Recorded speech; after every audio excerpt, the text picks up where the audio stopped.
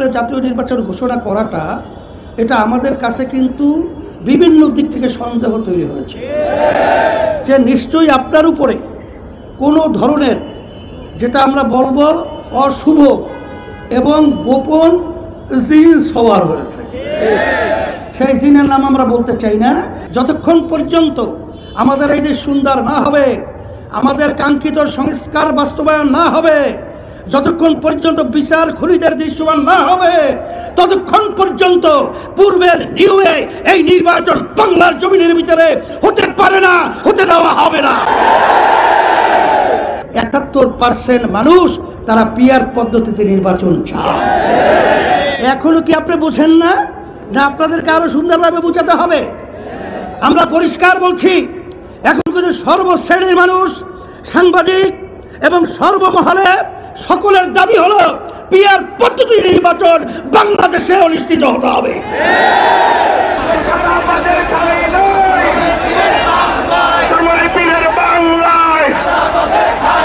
আমি অন্তর্বর্তীকালীন সরকারকে বলবো, আপনি বলেছেন এটার পরেই জাতীয় নির্বাচন, কিন্তু সংস্কার কি হয়েছে? আচ্ছা, দৃশ্যমান বিচার হয়েছে? তা একটাও আমরা হয় নাই জনগণ বলছে। এরপরে আপনি জাতীয় নির্বাচন ঘোষণা করাটা এটা আমাদের কাছে কিন্তু বিভিন্ন দিক থেকে সন্দেহ তৈরি হয়েছে যে নিশ্চয়ই আপনার উপরে কোনো ধরনের যেটা আমরা বলবো অশুভ এবং গোপন জিন সওয়ার হয়েছে।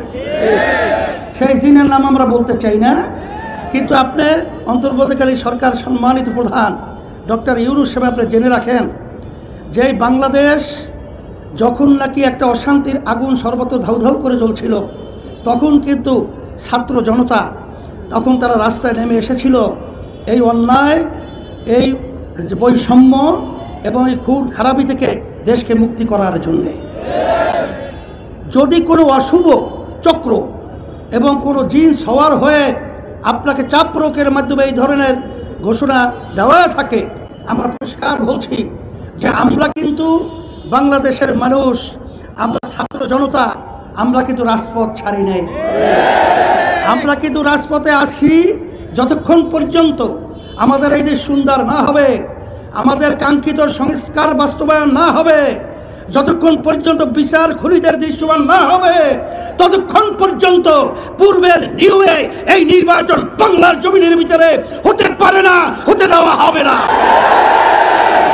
সাথে সাথে আপনারা জানেন যে বাংলাদেশে ৫৩ বছর যেই পদ্ধতিতে নির্বাচন হয়েছে, এই নির্বাচন পদ্ধতি সংস্কার হইল প্রধান সংস্কারের মূল লক্ষ্য।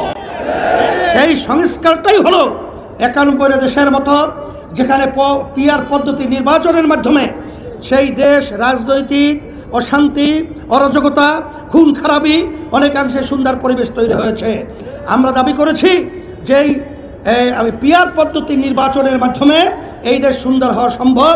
পেশি শক্তি এবং কালো টাকার দৌরাত্ম্য এবং বিভিন্ন পর্যায়ে যে গুন্ডাদের তাণ্ডব, এটা বন্ধ হওয়ার একমাত্র পদ্ধতি হলো পিআর পদ্ধতি নির্বাচন। আপনারা দেখেছেন যে আজকে সুজন নামক একটা সংস্থা, তারা সাধারণ মানুষ বাংলাদেশের তাদের কাছে জরিপ করেছে। সেই জরিপের ভিতরে ৭১% মানুষ তারা পিআর পদ্ধতিতে নির্বাচন চায়। এখনো কি আপনি বুঝেন না? না আপনাদেরকে আরো সুন্দরভাবে বুঝাতে হবে? আমরা পরিষ্কার বলছি, এখন কিন্তু সর্বশ্রেণীর মানুষ, সাংবাদিক এবং সর্বমহলে সকলের দাবি হলো পিআর পদ্ধতি নির্বাচন বাংলাদেশে অনুষ্ঠিত হতে হবে এবং সংস্কার দৃশ্যমান হতে হবে এবং জুলাই সনদ আইনি তার স্বীকৃতি দিতে হবে। যদি জুলাই সনদ আইনি স্বীকৃতি না হয়, তারা ক্ষমতায় আসবে, 2 বছরে তারা পাশ করিয়ে নেবে। এটা হইলে গ্রাম্য কথা আছে, গুড়ে বালি। এটা কখনোই সম্ভব না, হতেও পারে না। এটা নির্বাচনের আগেই এটা হতে হবে এবং জুলাই সনদ আইনি স্বীকৃতি দিতে হবে।